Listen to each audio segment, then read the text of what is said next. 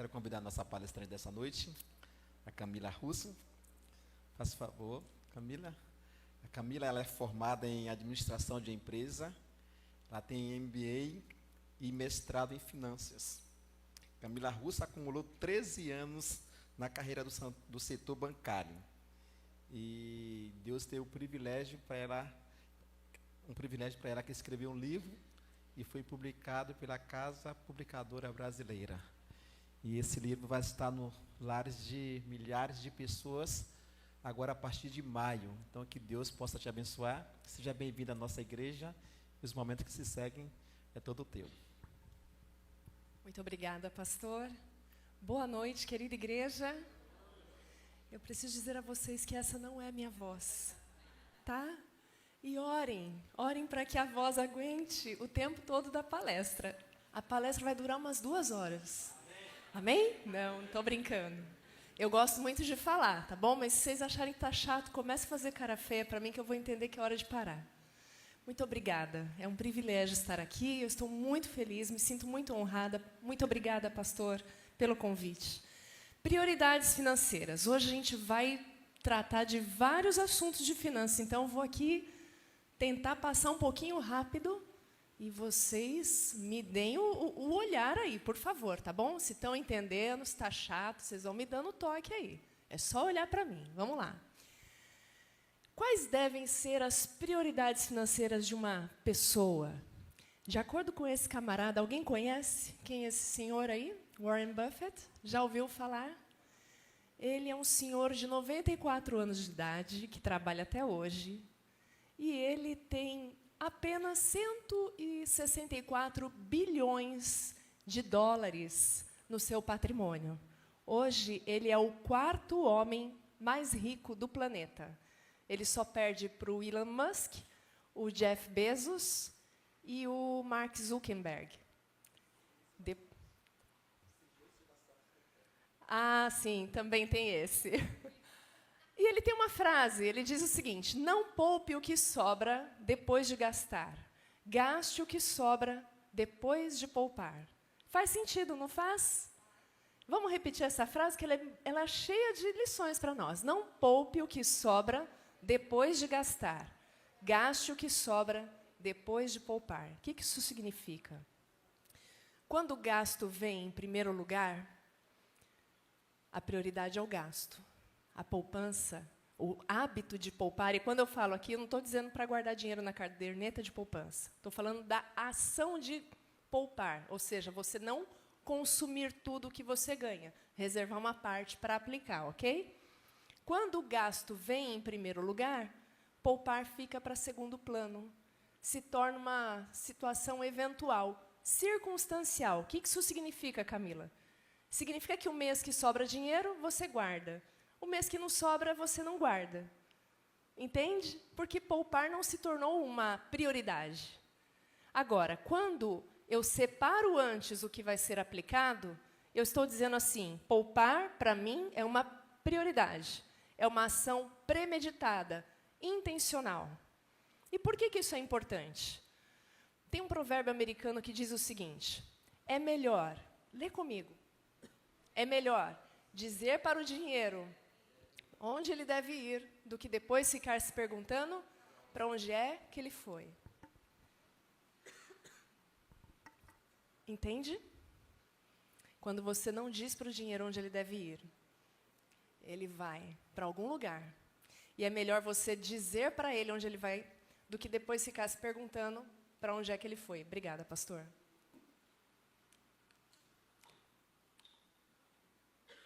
Vão orando aí, irmãos, para a minha voz aguentar. Só que o Warren Buffett tem uma outra frase.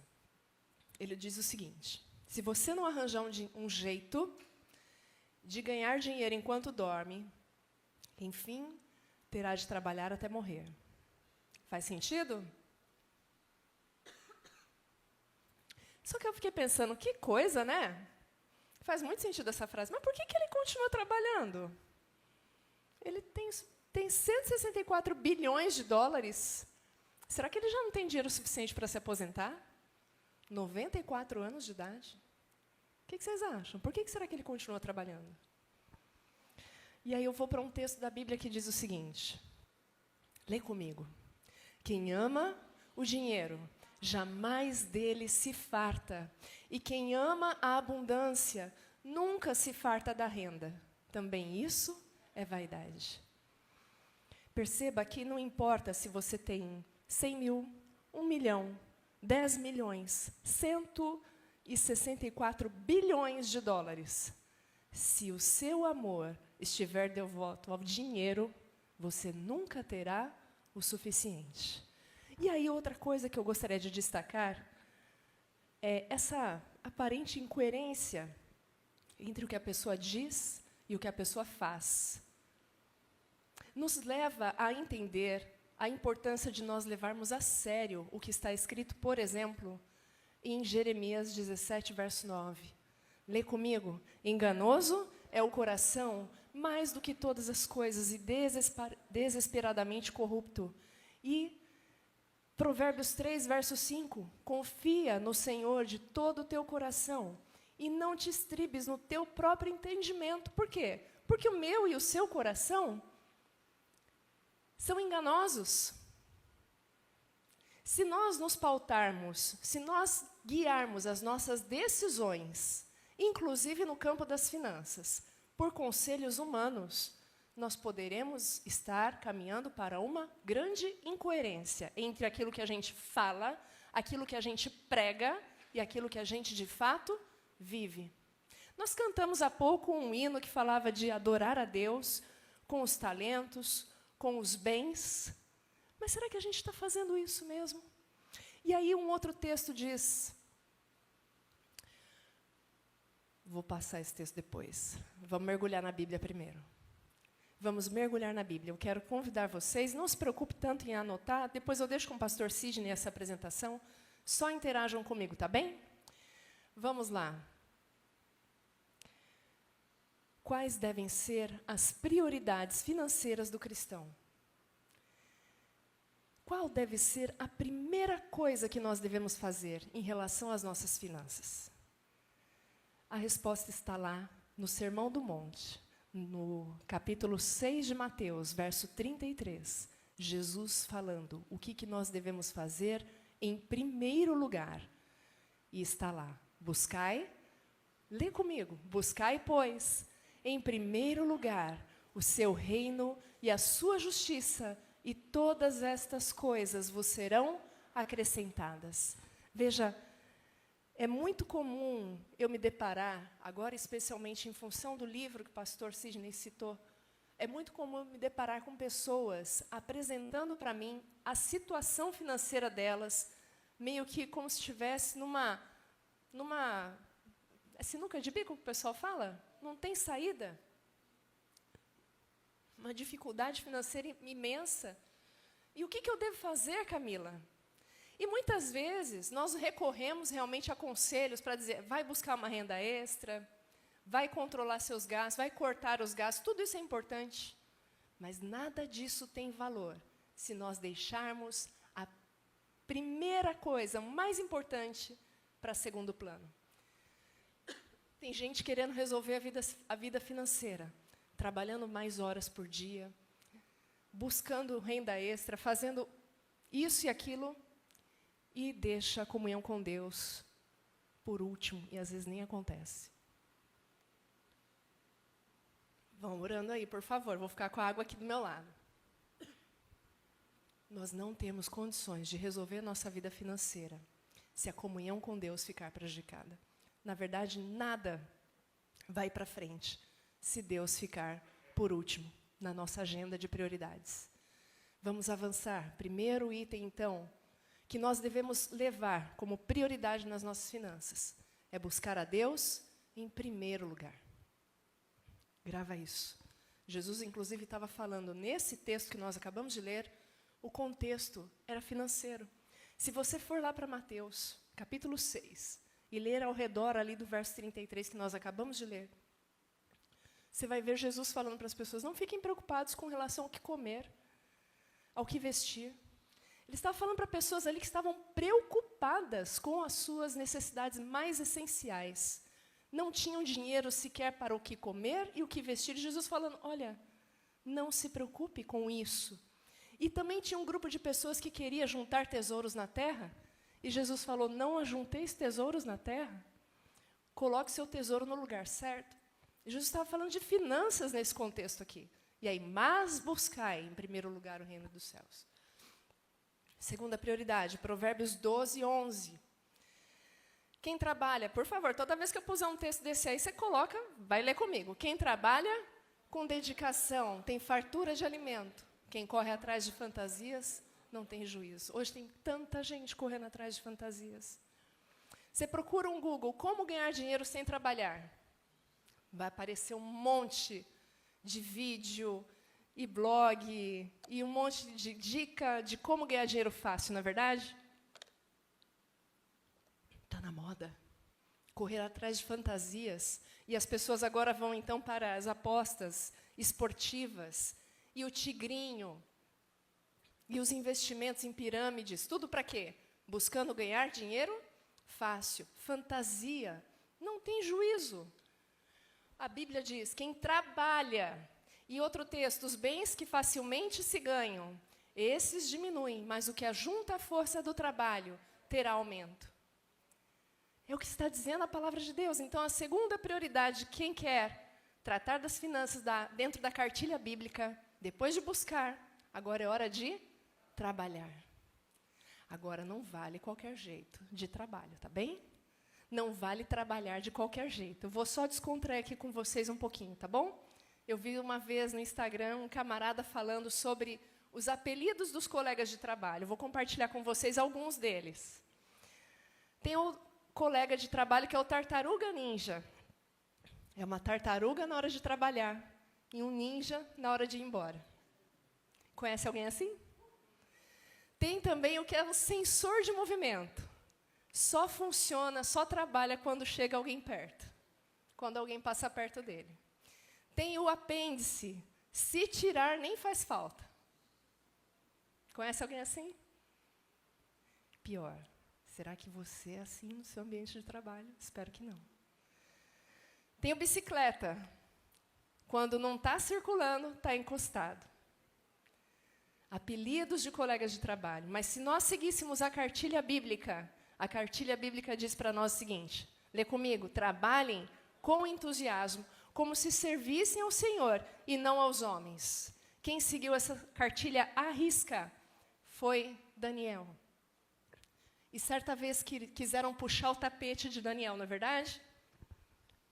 Queriam aprontar alguma coisa ali para ele perder o cargo de confiança que ele tinha. E procuraram de todos os jeitos encontrar alguma forma de acusar Daniel. Encontraram? Porque a Bíblia diz que Daniel era leal, sempre responsável e digno de confiança. Sabe por quê?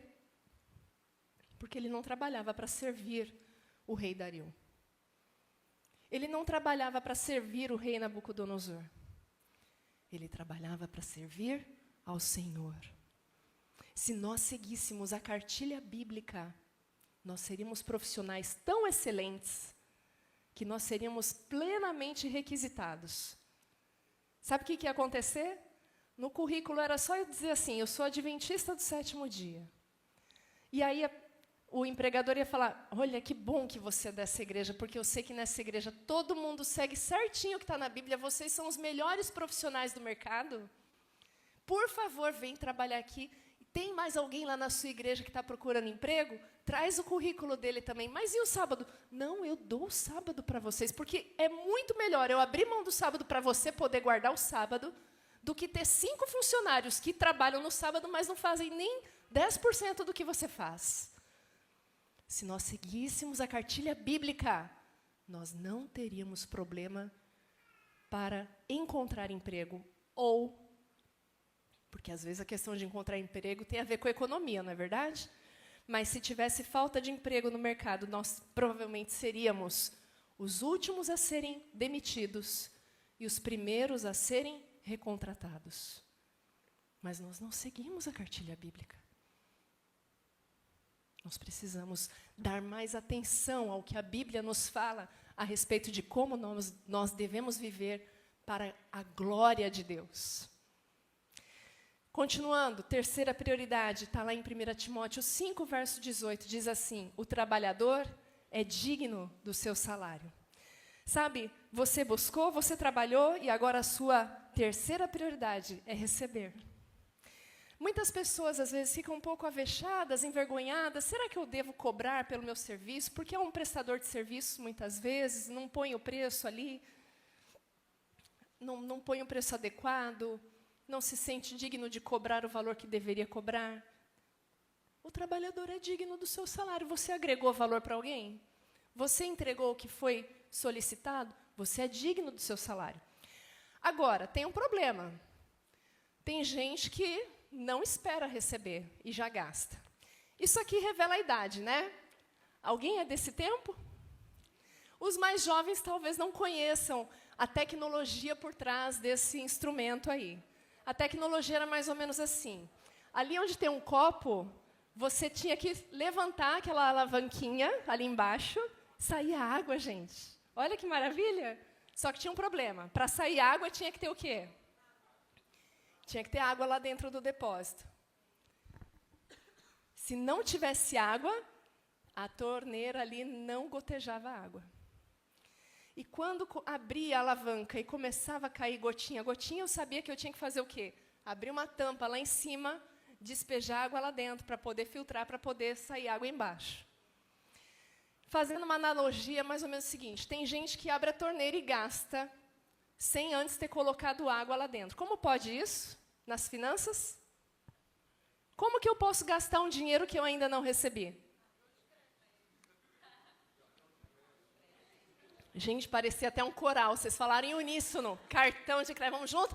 Cartão de crédito.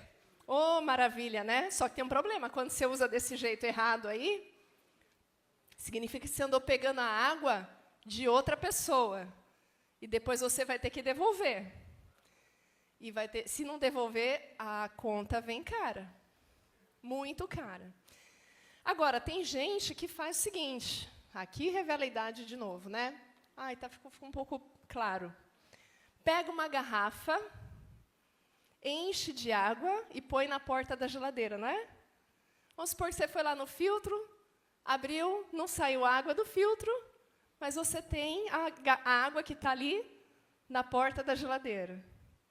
Essa água que você guardou ali na porta da geladeira é como se fosse a reserva para emergência. Acabou a água, ou porventura o empregador atrasou o pagamento, ou você é autônomo, passou uma semana aí mal, não conseguiu trabalhar, e o autônomo é assim, né? Se ele trabalha, recebe. Se ele não trabalha, ele não recebe. Não sei qual foi o perrengue. O fato é que você foi lá no seu filtro, diga-se, seu salário não tinha, não recebeu. Pôs o copinho lá, não tinha água, mas você está com sede, você precisa beber água. Aí você foi lá na sua geladeira e viu ali a sua garrafa com água reserva. Reserva para emergência. Quem tem aqui? Não precisa levantar a mão, que eu sei que a maior parte das pessoas não tem. É o seguinte, tem vezes que o pessoal vira para mim e pergunta assim: Camila, me diga qual é o melhor investimento. Eu devo comprar criptomoeda? É fundo imobiliário? Eu devo investir em LCI, LCA? E aí eu começo a conversar com a pessoa e no final vou conversar, vou entender e descubro que a pessoa não tem nem reserva para emergência, está querendo já investir em ações, está querendo investir em fundos imobiliários, está querendo comprar criptomoeda. Deixa eu te mostrar um quadro aqui, só para você entender um pouquinho. Quem não tem reserva para emergência, pode até tirar foto desse quadro aí. Agora eu vou saber quem não tem. Não precisa não, depois o pastor Sidney manda para vocês. É o seguinte, se você... Eu vou tentar explicar aqui, ó. Está vendo essa coluna 5%, 10%, 15%, 20%? Se você guardar tantos por cento do seu salário, você vai levar tantos meses para juntar 3 salários, 6 salários, 12 salários. Estão entendendo? As colunas ali são 3, 6 e 12. Reserva de emergência é o seguinte. recomenda-se que você tenha pelo menos 6 meses de salário numa reserva para emergência. Por que 6 meses? Porque se porventura você perdeu o emprego, seria o tempo para você conseguir se recolocar no mercado. Quem é funcionário público, tem um emprego mais estável, poderia talvez se dar ao luxo de ter 3 meses de reserva, porque tem um emprego mais estável. Quem é autônomo ou vive num setor que é muito instável, que pode perder o emprego e levar um tempo maior para conseguir se recolocar, eu aconselho aí uns 12 meses de reserva de emergência, porque é o tempo para você poder ficar tranquilo ali, buscando uma recolocação no mercado. Agora, veja, se você guarda 5% do seu salário, você levaria 47 meses, guardando dinheiro, aplicando a 1% ao mês, 47 meses para conseguir juntar 3 salários na sua reserva. Vocês estão entendendo? E você levaria 123 meses, mais de 10 anos, para você conseguir juntar 12 salários na sua reserva. Então, tem pessoas querendo me perguntar, invista em ações, invista em fundo imobiliário? Querido, faz o básico, concentra nisso aqui. É o básico, é a sua aguinha lá na geladeira. E como a água da geladeira, ela tem que estar disponível ali para você na hora que bate a sede, a reserva para emergência também. Ela tem que estar disponível ali para você resgatar a hora que precisa. Então, não vai aplicar em nada que tenha carência, que tenha volatilidade, que tenha algum pênalti ali para você pagar para poder ter acesso ao dinheiro. Quer dizer, reserva de emergência tem que estar no lugar seguro, acessível e líquido. O que é líquido? Precisou do dinheiro, ele está na conta. Entenderam? Olha o tempo aí que você teria que gastar aplicando para poder juntar. Vamos pegar ali de 6 salários, guardando 10% do que você ganha todos os meses, levaria 47 meses, aí, quase 4 anos, para você juntar 6 salários na reserva para emergência. Vou deixar isso como tarefa para vocês, tá? Reserva para emergência é importante. Lembra da parábola das 10 virgens? As 5 que ficaram de fora do casamento, Jesus chamou elas de imprudentes. E eu vou perguntar, o noivo atrasou só para elas ou atrasou para todas?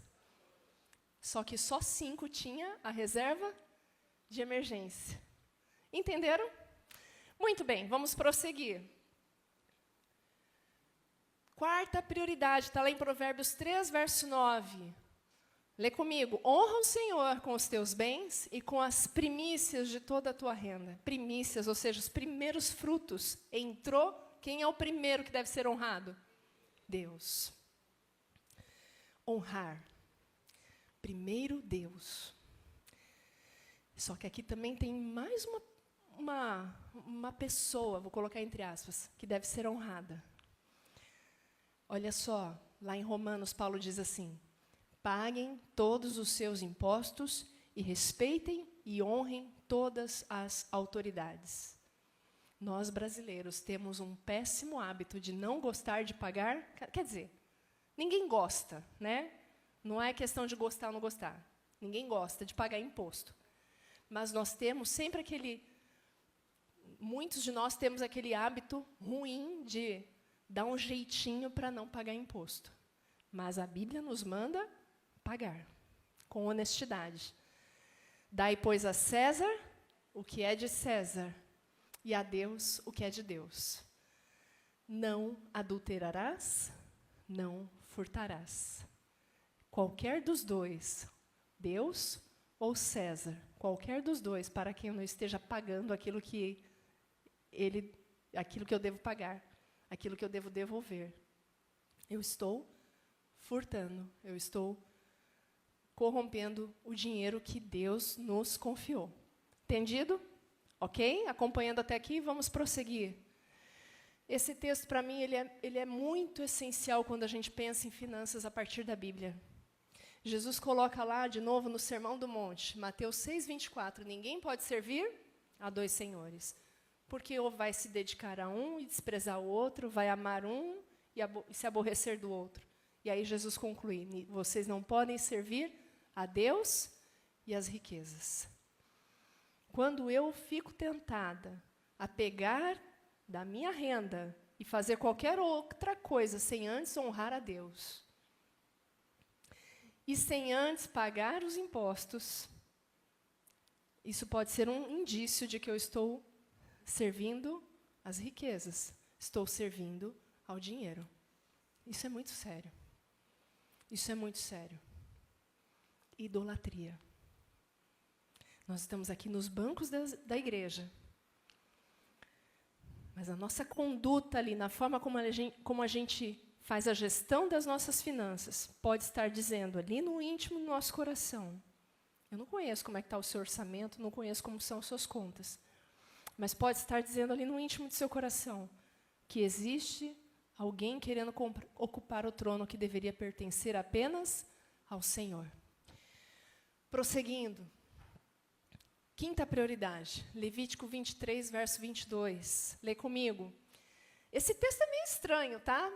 Talvez você, não sei se você já leu alguma vez na Bíblia, ou se leu e não prestou muita atenção. Mas lê comigo. Podem começar aí, que eu vou beber uma água enquanto vocês leem.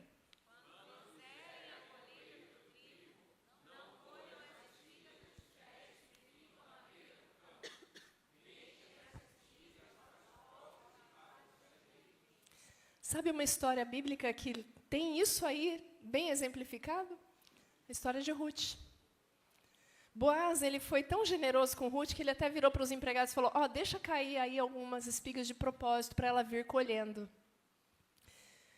No parâmetro bíblico, na cartilha bíblica, nós aprendemos o seguinte: quando você for colher, não colha tudo.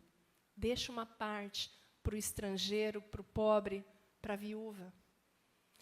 É como se Deus estivesse dizendo assim: da sua renda, deixa uma parte. Ele não está determinando quanto deve ser. Fica a meu e a seu critério. Mas deixa uma parte. A generosidade, dentro da perspectiva bíblica, não é aquela campanha de agasalho que a gente vem e doa um casaco usado. Não que isso não tenha valor. Tem valor, é para ser feito. Mas deixa eu explicar. A generosidade bíblica, ela vem antes. Ela vem quando a gente recebe.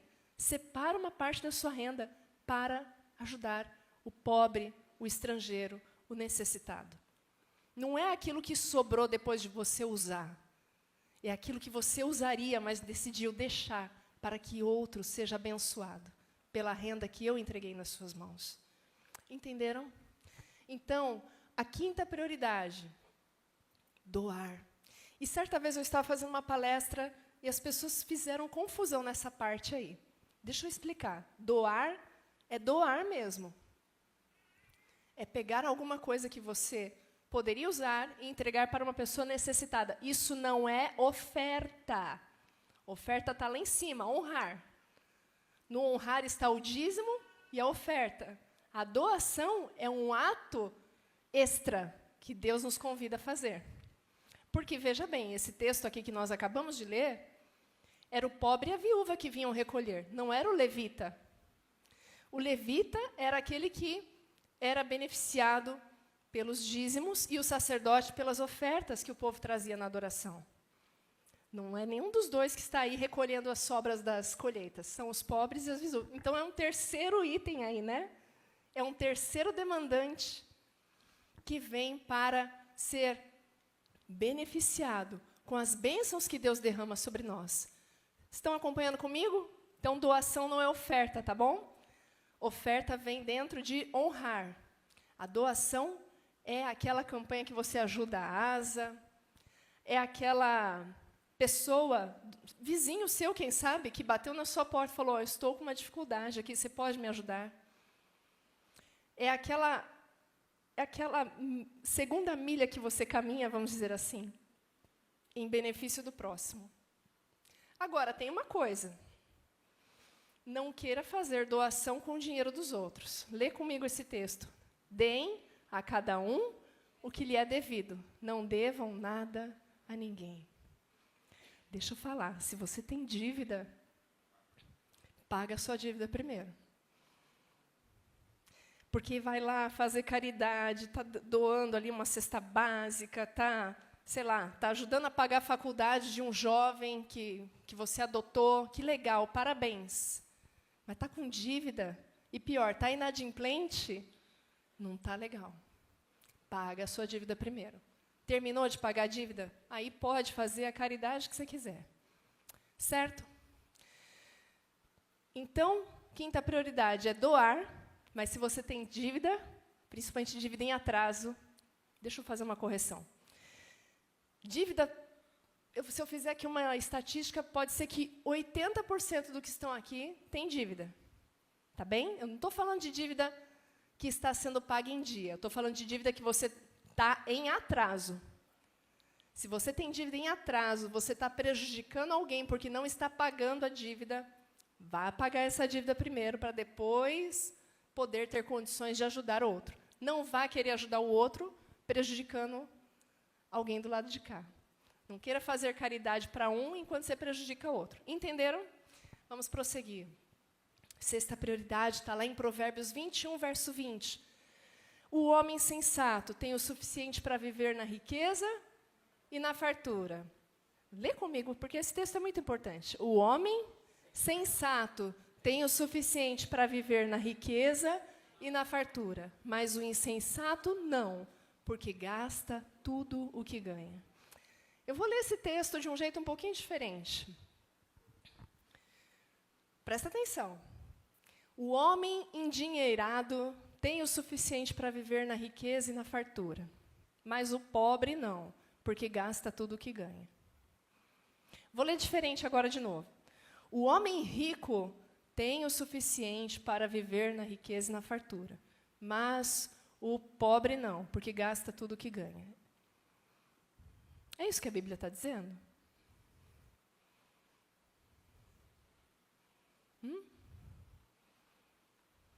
Mas por que muitas vezes a gente diz que a gente gasta tudo o que ganha porque a gente é pobre? Perceba uma coisa aqui. A Bíblia está dizendo, você viver dentro do seu orçamento e ter condições de poupar uma parte porque você não gasta tudo o que você ganha, isso não é uma questão de poder aquisitivo. Isso é uma questão de sensatez, sabedoria.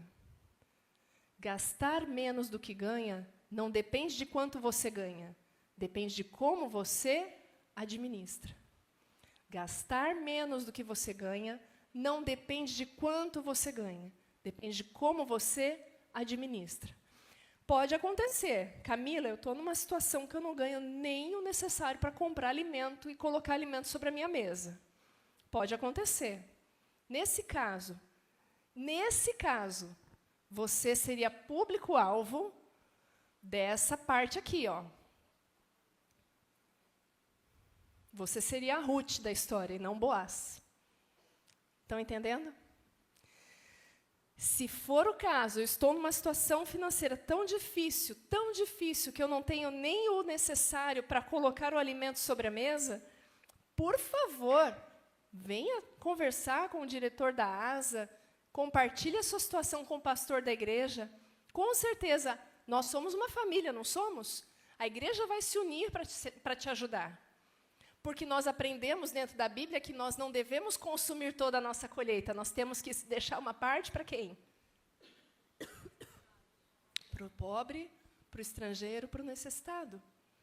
Agora, se você não se enquadra nessa realidade, vale para você e para mim o que está escrito aqui. Gastar menos do que ganha não é uma questão de quanto a gente ganha, é uma questão de como a gente administra. E aí, vem a sexta prioridade, poupar. Porque eu só vou ter o que poupar se eu gastar menos do que eu ganho. Como que você vai poupar se você gasta tudo? E vale aquele conselho, primeiro poupa e gasta o que sobra.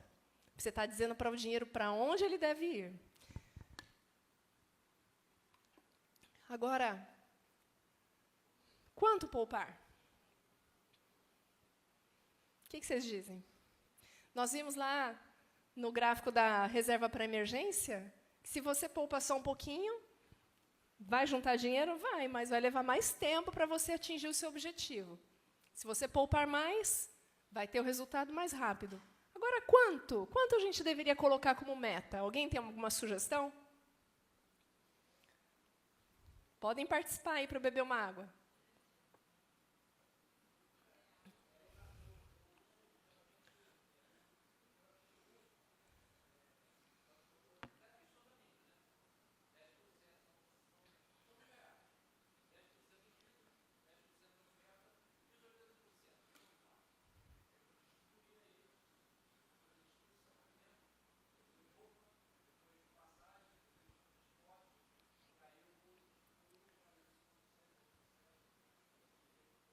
Muito bom. Qual é o seu nome, irmão? José Augusto. Bacana. Parabéns, é isso aí. Agora, ele tem o exemplo dele. Cada um tem a sua realidade. Vamos pegar um exemplo da Bíblia que a gente possa usar como referência? Não estou dizendo que isso aqui se aplica para todos os casos, mas há uma meta interessante aí para a gente usar. O faraó, olha só, José falando para faraó, depois de revelar para o faraó a interpretação do sonho que o faraó teve. Lembra do sonho? Das 7 vacas gordas que comeram as 7 vacas magras, depois as 7 espigas, né, rechonchudas que comeram as 7 espigas secas e mirradas.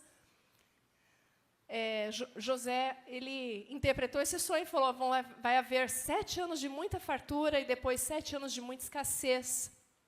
E aí José dá esse conselho. Lê comigo. O faraó também deve nomear supervisores sobre a terra, para que recolham 1/5 de todas as colheitas durante os 7 anos de fartura. Quanto que é 1/5? 20%. José aconselhou o faraó que nos anos de fartura ele economizasse 20% de tudo que fosse colhido. E aí a gente fala, não, tá bom, é um número aleatório. Mas olha que interessante, se você procurar no Google, depois você pode buscar lá, regra 50, 30, 20. É uma regra que se popularizou e foi preconizada por uma mulher chamada Elizabeth Warren, que é uma pesquisadora de Harvard, e ela fala o seguinte, de tudo que você ganha, 50% você usa para pagar os seus gastos fixos essenciais, 30% para você pagar os seus gastos não essenciais, lazer, viagem, um curso extracurricular, e 20% você usa para quê? O que vocês acham que ela sugere? Poupar. 20%. 1/5. Isso não seria novidade para nós? Se nós estivéssemos atentos à cartilha bíblica. E quando que são os anos de fartura da nossa vida? São os anos que a gente tem energia para trabalhar, que a gente tem emprego, que a gente tem oportunidade. Chega o inverno, e aí na Bíblia a gente lê, vai ter com a formiga preguiçoso. Porque ela junta o seu alimento quando? No verão. Por que a formiga junta no verão e não a junta no inverno? Porque no inverno não tem. Ela sai do formigueiro e não vai encontrar nada. Nós precisamos entender que nós temos anos de fartura. Nós temos anos de verão. E é nesse período que a gente pode juntar, que vai chegar o ano do inverno, vai chegar o ano da escassez, e nessa hora a gente vai ter que consumir aquilo que a gente juntou. Tem tempo de guardar e tempo de lançar fora, não é isso que fala lá em Eclesiastes? Aí o que a gente faz? O ano de fartura está aí, em vez da gente guardar, a gente aproveita a fartura para fazer o quê? Gastar. Gente, nós precisamos nos voltar para a inteligência bíblica. A cartilha bíblica nos diz, chega inverno na vida. A idade vai avançando, a energia vai minguando, as oportunidades vão passando para outras pessoas. E o que você faz das suas oportunidades? Então, nós precisamos entender que nós devemos poupar. Não é uma questão só de pensar na aposentadoria. É um conselho bíblico importante para nós. Até para nós termos como socorrer aquele que às vezes pode vir nos pedir ajuda. Até para nós termos como ajudar em alguma campanha da igreja, ou até para aproveitar uma oportunidade que eventualmente surja, para comprar alguma coisa que possa ser importante para a gente fortalecer o patrimônio. Buscar, trabalhar, receber, honrar, doar, poupar. Mas até agora não chegou a hora de gastar, afinal. Vamos ver? Eclesiastes 3, verso 13. Leia comigo. Leiam vocês, por favor, para eu beber uma água aqui.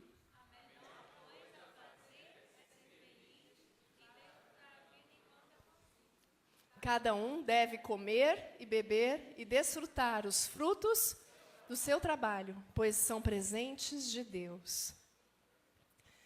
Que alívio, né? Chegou a hora de desfrutar. Isso é bom, isso é uma bênção, um presente de Deus.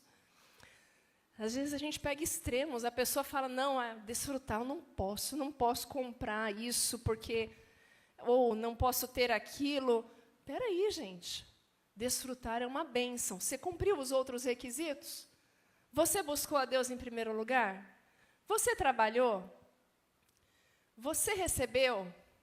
Você honrou ao Senhor? Pagou seus impostos? Você doou? Você poupou? Está tudo certo. O que sobrou, pode desfrutar. Seja feliz. Mas olha só. Como desfrutar? E aí vem esse texto tão famoso.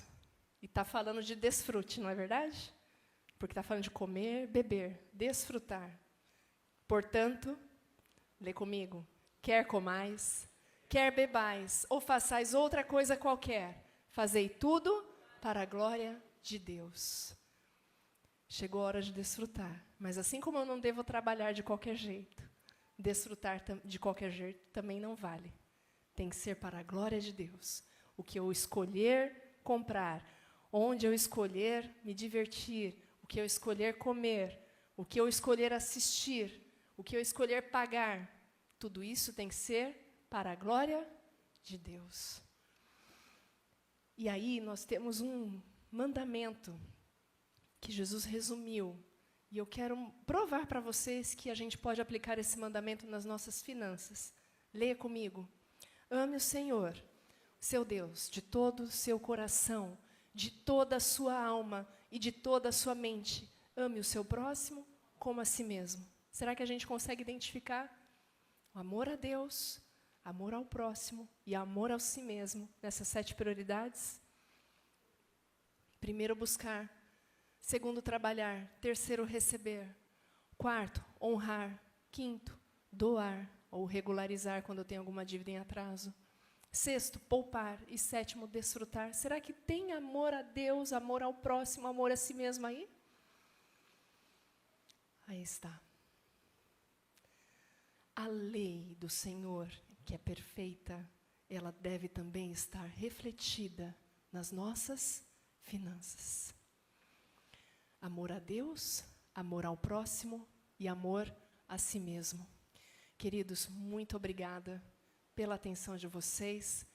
Eu tenho procurado produzir alguns conteúdos adicionais através das minhas redes sociais. E se você tiver o desejo de me acompanhar, aí esse QR Code vai te transportar para o meu Instagram. E lá no Instagram tem também os links para o livro que o pastor citou, para uma planilha que você pode baixar gratuitamente para começar a fazer o seu orçamento. E para o meu canal no YouTube, onde eu estou tentando ali, conforme Deus permite, gravar algumas aulas para falar sobre investimentos, sobre organização financeira, enfim, tudo à luz da Bíblia. Ok? Muito obrigada pela atenção de vocês. E, só para deixar o recado final, esse livro, eu espero ter demonstrado para vocês, pelos muitos textos que nós usamos aqui hoje, esse livro é um livro cheio de sabedoria. Mas mais do que isso, esse livro é a palavra de Deus. E se Deus fala, nós não devemos duvidar. Se Deus fala para nós buscarmos em primeiro lugar, podemos ter certeza que todo o resto é resto. Ele tem de vir primeiro.